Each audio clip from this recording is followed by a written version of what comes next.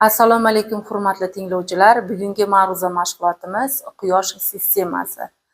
Bu mavzuni biz 4 ta reja orqali yoritib boramiz. Birinchi reja Quyosh sistemasining umumiy tasnifi. Ikkinchi reja esa Quyosh markaziy yulduz sifatida.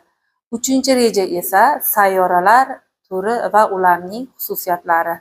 To'rtinchi reja esa kichik jismlar, oylar, asteroidlar, kometalar va meteorlardir.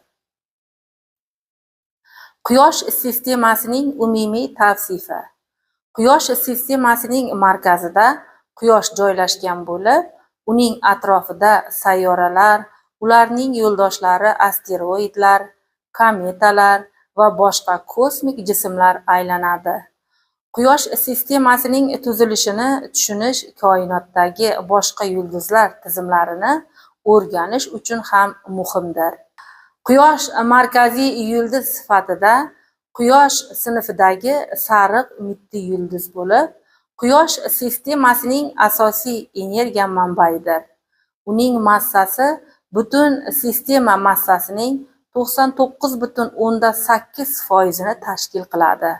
Quyosh yadroviy sintez orqali energiya ishlab chiqaradi. Sayyoralar. Sayyoralar ikki guruhga bo'linadi: ichki sayyoralar va tashqi sayyoralar. Ichki sayyoralar Merkuriy, Venera, Yer, Mars bular toshli va zich sayyora hisoblanadi. Tashqi sayyoralar esa Yupiter, Saturn, Uran, Neptun bular esa gazsimon va katta hajmli sayyoralar hisoblanadi. Kichik jismlar Quyosh sistemasida sayyoralardan tashqari asteroidlar. Asteroidlar asosan belbog'ida kometalar, muz va changlardan iborat.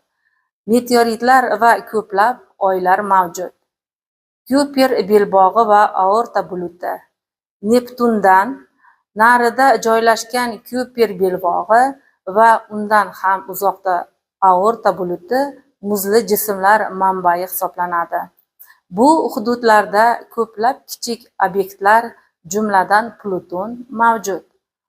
Quyosh sistemasida sayyoralardan tashqari asteroidlar, asosan kometalar ham harakatlanib turadi. Quyosh sistemasining hosil bo'lishi. Quyosh tizimi taxminan 4,6 milliard yil avval gaz va chang